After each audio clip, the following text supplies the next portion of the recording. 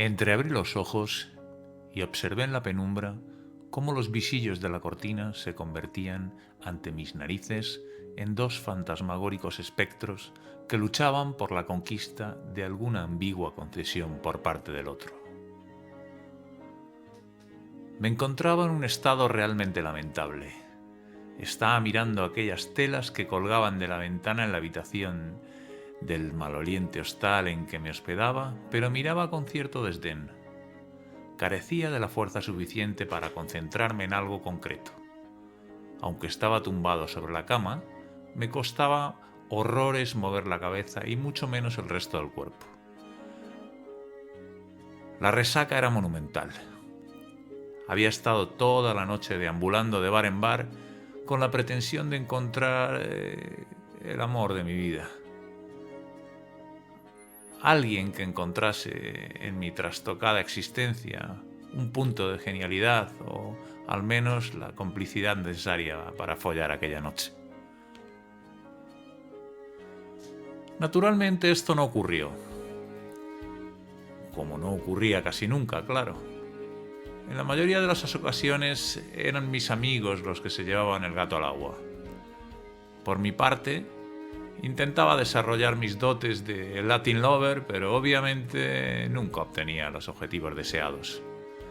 Habitualmente terminaba el día agarrando una borrachera a base de botellas de ron o cualquier envase de vino blanco. Esto era lo normal, aunque de vez en cuando sonaba la flauta y alguna despistada caía en la red. En aquel tiempo me dedicaba a trabajar en lo que encontraba. A veces descargaba camiones de tabaco a 20 euros la jornada. Otras ejercía de extra en cualquier bar o repartía publicidad en los buzones de las casas. Tenía 30 años y no sabía lo que era un curro estable realmente. Esta situación me resultaba excesivamente traumática, ya que la mayoría de los jóvenes de mi edad, en pleno 2013, estaban en la misma tesitura. Éramos carne de paro. Me apasionaba pintar. Cuando no tenía nada que hacer, dedicaba mi tiempo a perderme por ahí acompañado de mi blog de dibujo. Dibujaba las caras de los ancianos sentados en los bancos del parque, tratando de mostrar su cansancio de todo. A las abuelas cuidando a sus nietos, aguantando estoicamente los chillidos de los pequeños. Los viejos edificios a punto de ser demolido o cualquier cosa que me resultase interesante para plasmar en un folio en blanco. Los días que me levantaba sin resaca solía recordar alguno de mis sueños. Otorgamos el Premio Nacional de Pintura a don Benito Jiménez por su incansable labor como forjador de imágenes oníricas en el entorno de la ciudad. A continuación, se acercaba una bella señorita que me hacía entrega de un talón nominativo por un importe sustancioso y yo dirigía al público unas palabras de agradecimiento. «Estimados señores», decía, «el mayor de los agradecimientos sería poco para expresar la felicidad que me embarga en estos momentos». ¡Qué estupideces! Luego despertaba con la horrorosa luz de la mañana entrando como navajazos entre los visillos de la cortina. Otra vez la aplastante realidad recordándome mi cruel panorama. Había llegado a Madrid hacía varios meses con el propósito de tratar de sacar adelante mi pintura y mi novela, claro, como fuese, y al precio que fuese. Sí, también escribía. En el pueblo del que provenía no había nada que hacer. Mis padres estaban hartos de mí y yo de ellos. No encontraba trabajo de ningún modo y por no tenía ni subsidio de desempleo, ya que nunca estuve dado de alta en la seguridad social. De tal modo, me ofrecía a la capital del país como cuando niño me lanzaba desde los montones de arena en las eras del pueblo, a ciegas, cuesta abajo y sin frenos. No me importaba nada, solo deseaba colocar mi libro en cualquier editorial, por pequeña que fuese, o encontrar algún marchante que prestase atención a mis malditos cuadros. Escribía y pintaba, pero obviamente no disponía de demasiado tiempo. Hacía 2 semanas que había encontrado un curro tomando notas de los contadores de la luz para una compañía eléctrica y apenas podía dedicar espacio a la creatividad, pero a pesar de ello, en cualquier hueco seguía perseverando. Siempre llevaba mi manuscrito en la mochila. A veces, mientras trabajaba, pasaba por algún lugar potencialmente interesante para la difusión de mi labor pictórica o literaria y hacía un alto en el camino. Recababa la información para poder enviarles mis trabajos y seguía currando. Sin embargo, el dinero escaseaba hasta tal punto que con lo que ganaba no tenía ni para papel higiénico, por lo que empecé a utilizar el de los relatos que iba desechando. Vivía en un piso compartido del barrio de Aluche y cada uno de mis compañeros usaba sus propios rollos. Cuando acababan de evacuar se lo volvían a llevar a su cuarto, así que yo me vi obligado a idear un sistema para reutilizar los folios escritos que ya no me servían. En un rincón, debajo de mi cama, ubiqué una caja de cartón en la que iba metiendo todos los relatos descartados, que no eran pocos. El sistema era siempre el mismo.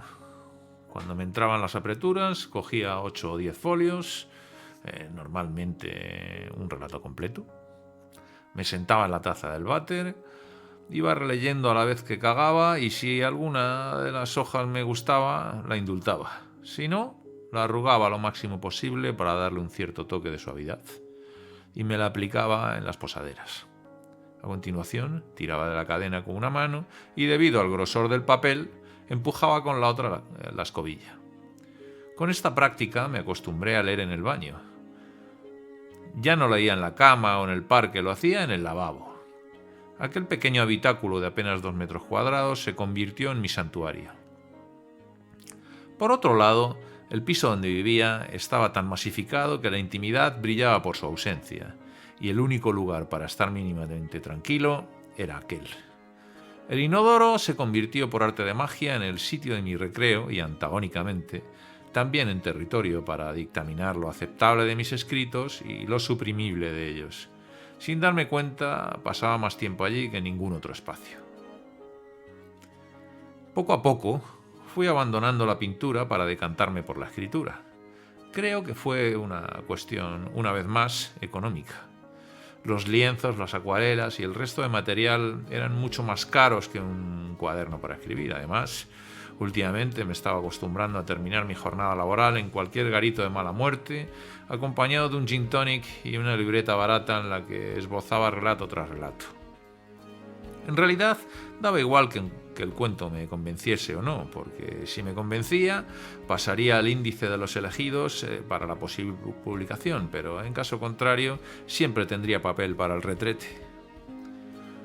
Durante los fines de semana, trataba de trabajar como extra en algún tugurio.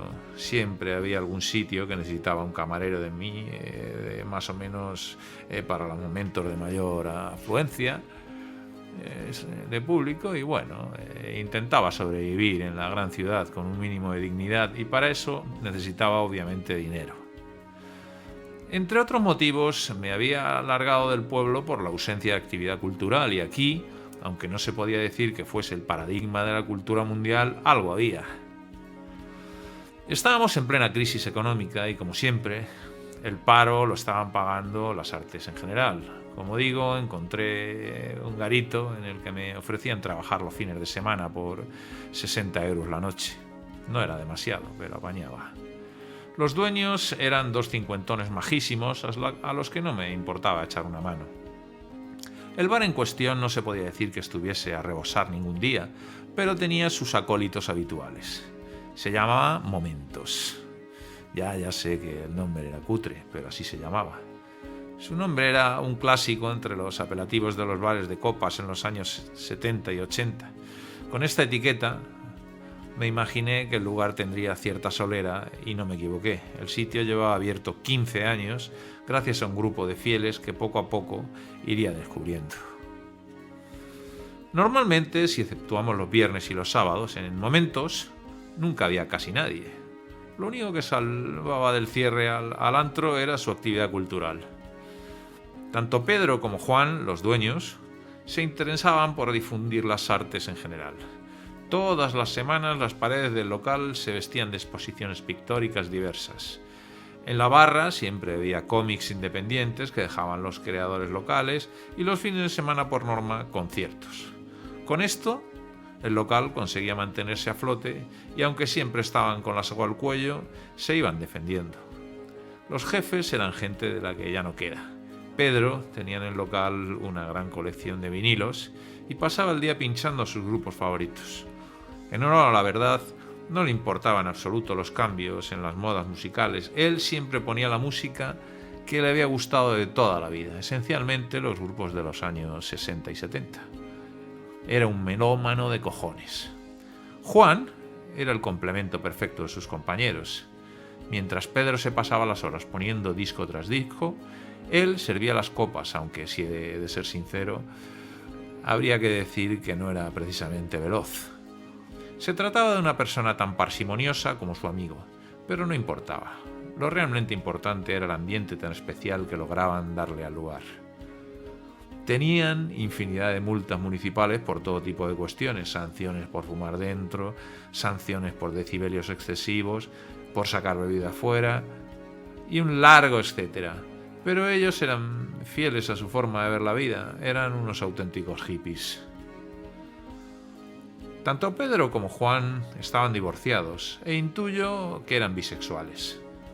Conmigo se portaban extraordinariamente bien, aunque tenían una excelente conversación y enseguida congeniamos. Era cierto que apenas me pagaban, pero yo disfrutaba mucho en su local y con su compañía. Pedro me contó que era maestro de escuela y que tuvo una academia privada que se vio obligado a cerrar por falta de éxito. En cuanto a Juan, había montado una revista literaria con el dinero de la herencia familiar, pero no había funcionado. Lo cierto era que ambos eran unos auténticos desastres como empresarios, pero aquel pub, aunque con dificultad, conseguían mantenerlo a flote y sobre todo vivo. Así pues, pasaba la semana hasta el jueves trabajando con los recibos de la electricidad y el viernes y el sábado en momentos. A pesar de que trabajaba mucho, no faltaba ningún día a mi labor de escritura, ni a mis correcciones, ni tampoco a mi acopio de folios escritos para limpiarme el culo, almacenados día tras día en la caja de cartón de debajo de la cama. Gracias a Pedro y a Juan, me estaba convirtiendo en un lector compulsivo. Ellos me descubrieron a Irving Welsh, a Louis Ferdinand Schelling, a John Dos Passos o a Robert Louis Stevenson, pero sobre todo al gran Charles Bukowski, uno de mis referentes. Una noche de viernes, que apenas teníamos clientela en el bar, Juan y yo mantuvimos una charla en la que me contó que había estado trabajando 2 años de croupier en un casino en Acapulco. ¿En Acapulco?, pensé. Al parecer, allí abundaban las viudas que mataban la soledad a través de la ruleta. Él estuvo viviendo con una de ellas que había sido algún tiempo agente de Bukowski.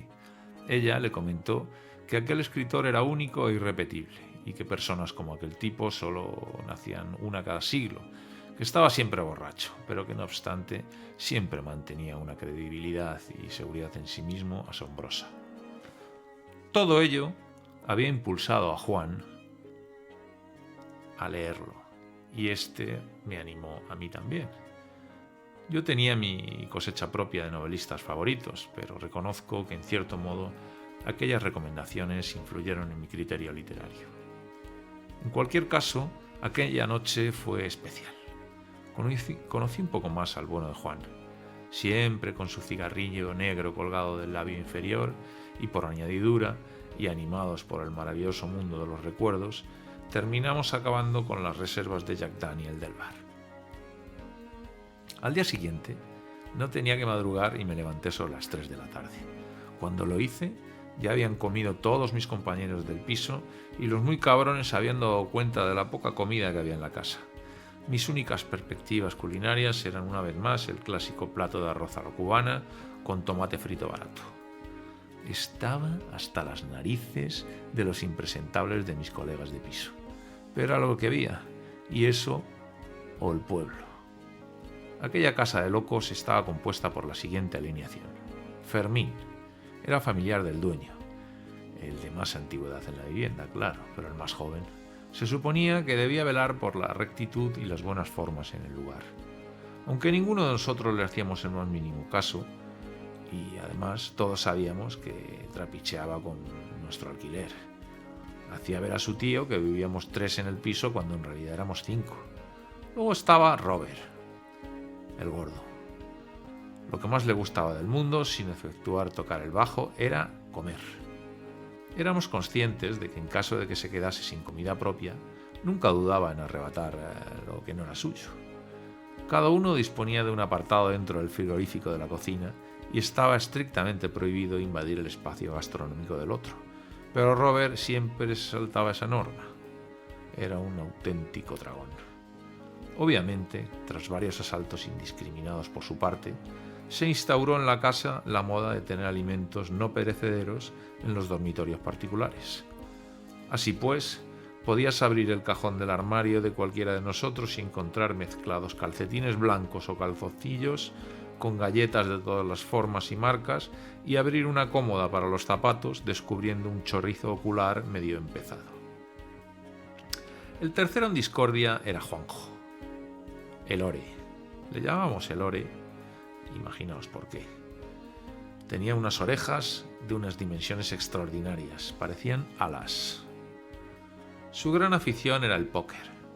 Se encargaba de organizar atractivas timbas en las que normalmente siempre nos gastaba bromas y sobre todo nos ganaba el poco dinero del que disponíamos. Le gustaba todo lo relacionado con el juego. Siempre estuvo rodeado de máquinas tragaperras cuando niño, que tenía una familia que poseía un bar en el pueblo. Siempre estaba con los boletos de las rifas y con todos los etcéteras imaginables. En cualquier lugar estaba Salva, el Granos. Evidentemente, su característica fundamental era que estaba absolutamente lleno de protuberancias y abultamientos en su cara. No era ningún adolescente, pasaba de los 30. Sin embargo, había poca gente que tuviese el rostro así con esa edad. El Granos tenía trabajo fijo en una entidad bancaria, pero estaba tan arruinado como el resto de nosotros debido a su adicción a la cocaína. Si alguno quería darse un homenaje algún día, sabía a qué puerta llamar. Él no era camello, no lo necesitaba, no obstante, siempre tenía perico. Siempre. Por último estaba yo, Benito Jiménez, un proyecto de escritor al que nadie leía y cuyos cuentos y relatos acababan por norma general como material para limpiarse el culo. Sinceramente, era un piso de degenerados, depravados y viciosos. Una noche, tumbado en la oscuridad de mi habitación, mientras me fumaba un canuto, decidí darle un giro a mi existencia. Estaba absolutamente harto de carecer de recursos económicos y pensé en cambiar de tercio. Desconozco si fue fruto del THC del hachís, si obedecía a los avances propios del destino o si fue un arrebato repentino. Pero tomé una decisión tajante. A partir de aquel momento me convertiría en empresario. Aún no sabía de qué, ni cómo lo haría, pero estaba decidido. Mientras fumaba, elucubraba los pasos que tendría que dar para convertirme en un gran negociante. Primero debía comprarme un traje, claro, aunque fuese de los baratitos. Segundo, me obligaba a cambiar de mentalidad. Ya no podía ser un tipo que le daba todo igual, no. Me veía forzado a transformarme en un cabrón con todas las letras. Para llegar al estatus de un empresario de éxito era ineludible pisar a quien fuese necesario, sin pensar un solo instante en el mal que pudiese hacer ni acarrear mi comportamiento. Esto estaba claro, muy muy claro. Y tercero, mi actitud implacable no debía ser óbice para hacer flaquear mi felicidad personal. Mi única preocupación radicaba en el hecho de que no sabía si iba a ser capaz de convertirme en el hijo de puta con dinero sin que se resintiesen mis valores y principios fundamentales. Por tal motivo, terminé el porro, apagué la luz de la vieja lámpara y deseché la idea, dejando que el universo de los sueños me atrapase sin dilación. A través de un conocido, contacté con una empresa que me ofreció trabajo como recaudador de máquinas tragaperras. Se trataba de recorrer una serie de establecimientos, generalmente bares y puticlubs, en los que recogía las monedas de la semana para posteriormente llevarlas a la central. El jefe me proporcionó una vieja furgoneta y un uniforme ridículo, pero no pagaba demasiado mal, la verdad. Además, disponía de bastante tiempo para escribir o leer, ya que los márgenes de espera en el coche eran largos. De este modo me convertí de la noche a la mañana en una especie de lechuga en movimiento, ataviado con un mono verde chillón y una gorra del mismo color. Iba mejorando indudablemente. Joder. A pesar de todo, disponer de vehículo me vino francamente bien. Aprovechaba los trayectos para, a su vez, entregar mi novela, mis relatos o mis cuentos a las revistas o editoriales que me pillaban de paso. Entre mi nuevo trabajo y las 4 perras que sacaba con la actividad literaria, no llegaba a los 1.000 euros. Continuaba en bancarrota, pero por otro lado mi creatividad iba en aumento. Y aunque en la mayoría de las ocasiones mis relatos no me convencían demasiado y pasaban a engrosar el montón destinado a limpiar mi trasero, en algunos casos la cosa cuajaba y el relato en cuestión colaba en algunas revistas literarias o periódicos de provincias. Trabajar de cobrador en los negocios de hostelería me permitió conocer mejor aún el sector. Ya lo conocía a través del trabajo como extra en momentos, pero ahora el tema era sustancialmente distinto.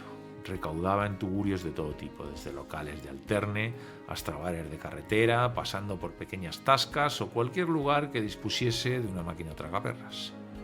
Conocía personas extraordinarias, esperpentos de auténtico valor antropológico y sobre todo hice amistad con Clemente, el Pecas, una persona realmente peculiar. El Pecas era el gerente de un pequeño puticlub en Pinto, a las afueras de Madrid. Un local en el que mi empresa tenía instaladas 3 máquinas de monedas. El muy cabrón me complicó la vida en numerosas ocasiones, pero a pesar de todo era un tipo digno de recordar. Vivía en la parte de arriba del local que regentaba. La distribución del edificio era la siguiente. Toda la parte de abajo era el bar propiamente dicho, compuesto por 2 aseos, una larga barra con taburetes y un pequeño escenario en cuyo centro se anclaba un tubo metálico de neón que hacía las veces de agarradera para las chicas que bailaban o hiciesen su striptease. En la parte de arriba había 4 dormitorios que usaban las putas para su trabajo y el resto de la planta alta estaba formada por un salón, un baño y un dormitorio que era la vivienda del Pecas. Cualquiera de las conversaciones que tuve durante aquel tiempo con él eran suficientemente aclaratorias de lo carismático de aquel tipo. Podía mencionar la que tuve un día que le pillé receptivo. Yo me encontraba limpiando uno de los mecanismos de las máquinas. Se aproximó a mí y comenzó con una conversación kafkiana. «Oye, Benito», me dijo, «¿tú nunca hablas con mis chicas? ¿No serás maricón?», comentó acompañando una gran carcajada. «No», dije yo brevemente. «Siempre voy con prisas, espero no parecer antipático». «No pasa nada, chaval. Lo digo porque yo con tu edad me follaba hasta las escobas». Y volvió a reírse. «Vaya. Mira, chico, en aquellos tiempos estaba echando 4 polvos diarios», comentó aproximando su boca a mi oído. «Ahora ya solo se me levanta a base de mamadas. Antes era el rey. Era capaz de darle gusto a 5 o 6 tías al día y todavía me daba para cascármelas si me apetecía. Era un auténtico fantasmón sin medida. Durante el tiempo que trabajé con él, en tan solo 6 meses denunció el robo de la recaudación de las máquinas en 4 ocasiones. Era un auténtico experto en el arte de la estafa, aunque esa forma de vida también tenía sus riesgos, claro. Un día, mientras yo trabajaba limpiando el interior de una de las máquinas, aparecieron por allí 3 tipos con aspecto peligroso. El más bajito de ellos no medía menos de 2 metros. Era por la mañana y el bar estaba cerrado. Las prostitutas se encontraban durmiendo en sus habitaciones. El Pecas también dormía en su parte alta de la casa junto a una de ellas. La costumbre habitual era que yo llamase por el teléfono móvil a Clemente, él me tirase las llaves del bar desde la ventana de arriba y yo abriese para dedicarme a lo mío mientras él seguía durmiendo. Pero aquella mañana creo que abrí la puerta a quien no debía. Tras lanzarme las llaves desde el piso de arriba, había entrado y estaba ya terminando mi trabajo cuando vi unos golpes en la puerta. Automáticamente, esos matones me apartaron a empellones mientras preguntaban por el Pecas. Yo, naturalmente, les dije que estaba durmiendo y que no podía entrar así en casa ajena, pero era gente ruda y sin escrúpulos. Daba la impresión de que conocían a Clemente y sabían moverse por el local a la perfección. Posiblemente habían sido clientes de este. Cuando me quise dar cuenta, empuñaban sendas botellas rotas con dirección al piso de arriba. Obviamente, lo siguiente que oí fueron golpes y gritos de toda índole, por lo que pensé que no me pagaban lo suficiente para arriesgar mi triste vida por un tipo que, para más INRI, me había destrozado las máquinas en 4 ocasiones. Opté por largarme de allí echando hostias. Por desgracia, la jornada siguiente tuve que ir de nuevo. La policía había llamado a mi jefe y este me ordenó acercarme al local para retirar lo que quedaba de las máquinas tragaperras. Llegué sobre las 12 de la mañana. Las puertas estaban cerradas y, como de costumbre, pensé que el Pecas estaba dormido. Le llamé al móvil y me contestó débilmente. Alguien me tiró las llaves, como era habitual, pero no me dio tiempo a ver quién se había asomado a la ventana para arrojármelas. Cuando entré, tuve la impresión de llegar a un lugar asolado. Todo estaba patas arriba. Los expositores de bebida por los suelos, las banquetas rotas, todas las botellas también rotas, las cortinas rajadas y, como no, mis máquinas abiertas y destrozadas por completo. Un caos absoluto. El cuadro de luces arrancado de cuajo y la caja registradora reventada. Además, todas las chicas se habían largado. Sin embargo, escuché una voz desde la parte de arriba del local que me invitaba a subir. Era la temblorosa voz del pobre Pecas. Una vez en la parte alta, vislumbré su figura tras los cristales rotos de la doble puerta de entrada a su dormitorio. Era él, o mejor dicho, lo que quedaba de él. Observé cómo lo habían dejado. Estaba molido a golpes. Se acercó a mí dificultosamente y hablándome con ahogo, mientras se apoyaba en mi hombro, me dijo: «Me han jodido, tío». No volví a verlo. Es decir, que como el Pecas conocía a muchos otros, todos de la misma realea, pero ninguno tuvo tan mala suerte. Poco antes de dejar ese trabajo, me enteré de que había muerto en extrañas circunstancias. Al parecer, no fueron suficientes las hostias recibidas con anterioridad. Necesitó alguna más y una de ellas, lamentablemente, fue definitiva. Naturalmente, trabajar con este sector me ayudó sobremanera en mi labor literaria. Escribí varios relatos de temática policíaca durante mi estancia en aquella empresa de máquinas recreativas, aunque, como siempre, mi afán perfeccionista hizo que la caja de folios para limpiarme el culo creciese desorbitadamente. No tuve más remedio que publicar entre mis compañeros de piso mi sistema de limpieza de posaderas y regalar varios cientos de folios entre ellos. Así, inconscientemente, logré que mi obra se leyese de una maldita vez. Solo se leía una vez, antes de defecar, pero el acto literario estaba hecho. Cagar y leer, todo en uno.